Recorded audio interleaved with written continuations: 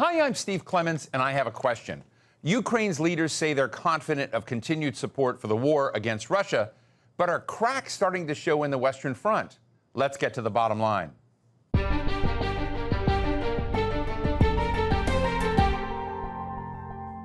"19 months ago, Americans from the right and the left were strongly committed to sending billions of dollars and really large stockpiles of weapons to help Ukraine defend itself and inflict significant damage on Russian forces. Today, that support isn't so black and white. Liberals still generally argue that America should do what it takes to continue the war, at least until Ukraine is in a decent position to negotiate. But on the right, we're starting to see signs of a slowdown in support. America First politicians openly say enough is enough, and others want answers on where America's funding has been spent. So is war fatigue setting in? And what does that mean for the future of Ukraine? Is it time for the U.S. and NATO to look for different solutions to the conflict? Today, we're talking with Jeffrey Sachs, an economist who heads the Center for Sustainable Development at Columbia University and author of several books, including A New Foreign Policy Beyond American Exceptionalism. Dr. Sachs, thanks so much for joining us. You've been out there with some very fascinating essays saying America needs to take a look at its role in the Russia-Ukraine conflict, that this was not simply Vladimir Putin trying to end Zelensky, that there's much more to it. Tell us what you'd like our watchers to know about the origins of this conflict. The origins go back 30 years to a plan by the United States to surround Russia by NATO countries, especially in the Black Sea region. Already Zbig Brzezinski spelled this out in an article in Foreign Affairs magazine in 1997, and in his book, The Global Chessboard, spelling out why Ukraine was so central to the American strategy to reduce or end Russia as a great power. The idea was that if NATO would expand to all of the countries of the Black Sea surrounding Russia, that means to Ukraine, Romania, Bulgaria, Turkey, already a member, and Georgia, that Russia would no longer be able to project power in the Eastern Mediterranean or the Middle East. So this was the goal. And in 2004, NATO expanded to Romania and Bulgaria. And in 2008, at the Bucharest NATO summit, Bush pushed against European opposition for NATO to declare that it would enlarge to include Ukraine and Georgia. Russia, that is, Russian leaders across the board, said repeatedly, this is a red line, do not cross it. We have a 2,300-kilometer border with Ukraine. NATO must not attempt to enter Ukraine. That would be a direct threat to our national security. There was an even broader context to it, Steve, which is that the United States was placing missiles around Europe after having unilaterally abandoned the anti-ballistic missile treaty in 2002. The United States had bombed for 78 straight days Russia's ally Belgrade, and that was actually a NATO bombing for 78 days to break Serbia apart, which it did, and then the U.S. unilaterally recognized Kosovo after that NATO bombing. The U.S. had unilaterally gone to war with Iraq in 2003 over the strong objections of the UN Security Council. The U.S. had covertly, but quite evidently, tried to overthrow Bashar al-Assad in Syria starting in 2011. The U.S. And NATO quite explicitly bombed Libya to overthrow Russian ally Muammar Gaddafi, and the United States conspired to violently overthrow Ukraine's President Viktor Yanukovych in February 2014. Incidentally, these are all basic points, easily known, and where the U.S. mainstream media has gone out of its way to create a kind of amnesia in the United States. The worst of all of this is the New York Times, I'm sorry to say, won't tell its readers any of the truth, any of the background of this. What's interesting is that the NATO Secretary General Jens Stoltenberg actually spelled it out, I think, kind of inadvertently bragging. Well, to I want European... to paraphrase it because we're gonna have Jens Stoltenberg. Let me bring him in right now. President Putin declared in the autumn of 2021, and he actually sent a draft treaty that he wanted NATO to sign to promise no more NATO enlargement. He went to war to prevent more NATO close to his borders. He has got the exact opposite. He has got more NATO presence in the eastern part of the alliance, and he has also seen that Finland has already joined the alliance, and Sweden will soon be a full member. So what I'm hearing from both you and your surprising ally in this perspective is that there was a lot of awareness about the action and reaction, that basically creating and opening that door and then solidifying it for Ukraine to join NATO was going to precipitate a war with Russia. And beyond that, as you just said, was Zbigniew Brzezinski, former national security advisor to President Carter, that you said this was the plan all along. It was the plan, and the fact that this would lead to war was understood by American diplomats. It was warned by the U.S. ambassador to Russia in 2008, none other than William Burns, currently our CIA director, who sent a famous memo from Moscow to Condoleezza Rice entitled "Niet" means niet, no means no. And he was explaining it's not just Putin, it's across the entire Russian political class, the complete fervent opposition to America expanding NATO to Ukraine. This was clearly understood.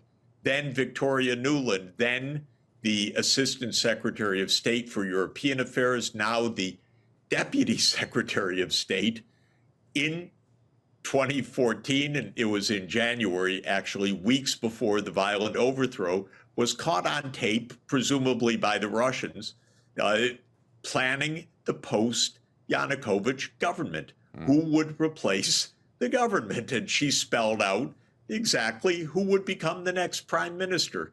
You know, this is a standard U.S. regime change operation. Well, let me ask you, though. Here, yes. Let me ask you, Jeff, when Bill Burns, then ambassador to Russia of the United States, now CIA director, wrote that memo, I read that memo, and that memo spelled it out very quickly. It said this would be a neuralgic issue. It's hard to forget that kind of language, a neuralgic issue for the Russians if Ukraine were to join NATO. And around that same time, someone you and I both know, Richard Haass, was also working for that Bush administration as a director of policy planning and had written a white paper basically saying that if we didn't find a way somehow to get Russia into NATO as a member, we would inevitably end up with an us versus them dynamic. And it was really important that if you were going to neutralize the classic tension between Europe and Russia, that you had to find a pathway for inclusion for Russia. Haass has told me that that was ignored. But what was going on inside the administration? Because not everyone was on board with this so-called plan that you've laid out.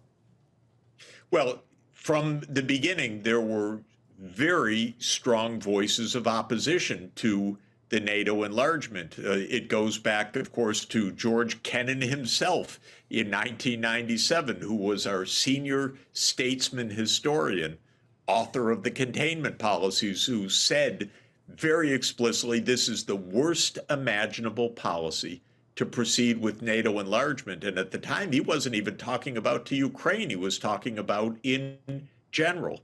In fact, in the mid-1990s, Clinton's own Secretary of Defense, Bill Perry, thought about resigning in protest because Albright and Holbrooke were pushing NATO enlargement, and he thought it was reckless to do this. Jack Matlock, who was the the U.S. ambassador to the Soviet Union at the end of the Soviet Union said, this is absolutely the wrong thing to do. This will recreate the dangers of confrontation with Russia. Right. So this wasn't a secret, but these are the neocons. This is Victoria Nuland's the one constant in all of this. Right. She was Cheney's deputy security advisor. Then she was Bush's ambassador to NATO in 2008. Then she quickly became Hillary Clinton's spokesperson. Then she became the assistant secretary of state during the overthrow of Yanukovych. Now she is Biden's deputy secretary of state. She's been both parties. She's always there. This is the neocons.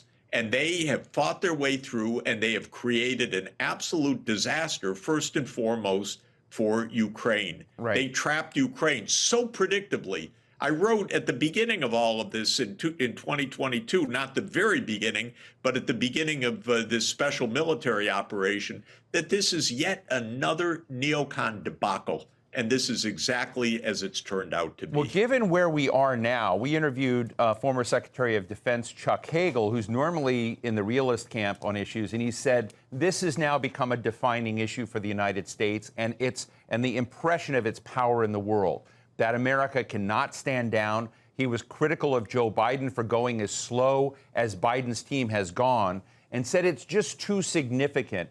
And on top of that, as NATO has grown with many of the NATO members, he said, you know, if you look at it, he would predict that Russia might have been much more hungry for some of these other countries had NATO not expanded to them. And I think, as Stoltenberg just said, half of NATO is now many of these other NATO members that have joined since 1992. So what do you do with the argument that, given where we are now, that this is now perceived to be a conflict that the United States cannot back out of?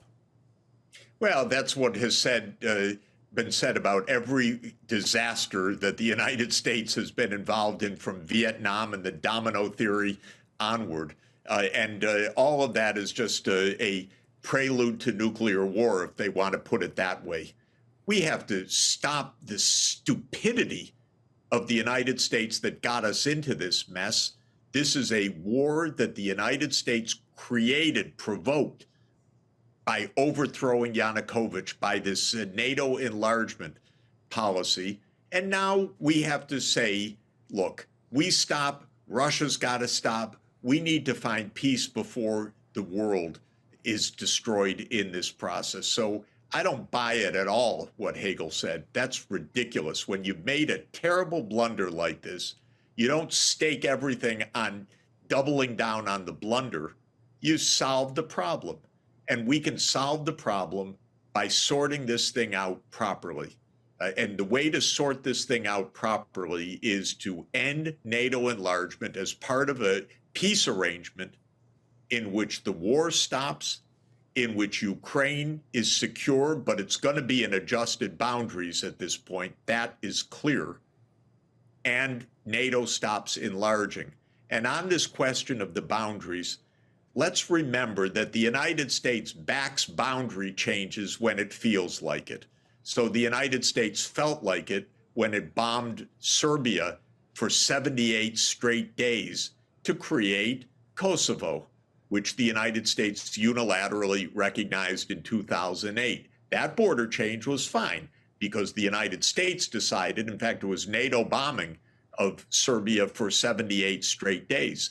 Then the United States just thought it was just fine to change the borders of Sudan by backing the South Sudanese insurgency and then quickly declaring recognition of South Sudan. So the idea that borders are sacrosanct, that nothing can be changed, that's an American bluff also.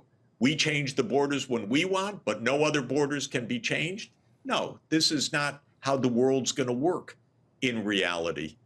The United States had its chance to protect Ukraine in its 1991 borders. It had complete chance for that before February 2014. It should not have conspired to overthrow Ukraine's president, because it was at that point that Russia retook Crimea because Russia did not want Sevastopol, its naval base in 1783, falling to NATO hands. And the United States provoked that. But even then, Russia did not say, we take the Donbass.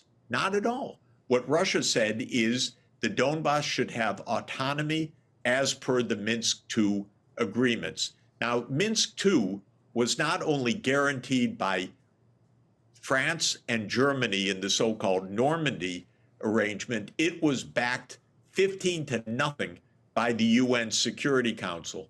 And who told Ukraine, nah, you don't have to follow through? That would be us, the United States. And so instead of compromising and having the Donbass gain some autonomy, the United States said, no, you remain a centralized Ukrainian state. We have your back.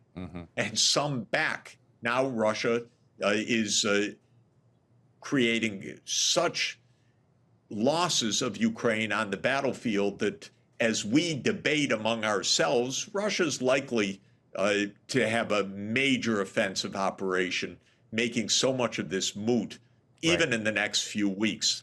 You know, one of the people I spoke to in the past, Jeff, was Andrei Kortunov in Moscow, the Director General of the, I think, the Russian Institute for International Affairs. And he said from his perspective that he saw this conflict as one of the ongoing historic aftershocks of really the fall of the Soviet Union, the end of the Cold War, the Soviet Empire. And he also saw America's behavior as being driven by a kind of memory of neo-imperial pretensions, if you will. And basically said we've got two sagging empires that don't know how to deal with this. And I said, well, where's China in all this? You know, basically said China's enjoying watching both of these rivals go at it.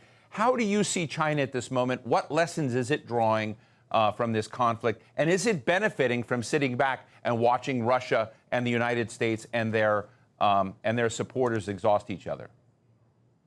Well, the United States policy has done one thing that Zbig Brzezinski said was unthinkable, that he just thought it would be so ridiculous of American policy that he thought it really couldn't ever happen. And that's for the United States to drive Russia and China together as deep partners. That's precisely what the United States has done. And it's done it by going after Russia with the NATO enlargement, and at the same time going after China, especially in economic warfare and vis-a-vis Taiwan.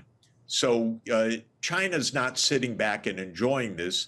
China is feeling tremendous pressure from the United States, which has basically stopped, put a wall on exports from China to the United States. Now China's exports are down 20% year over year, 2022 and 2023.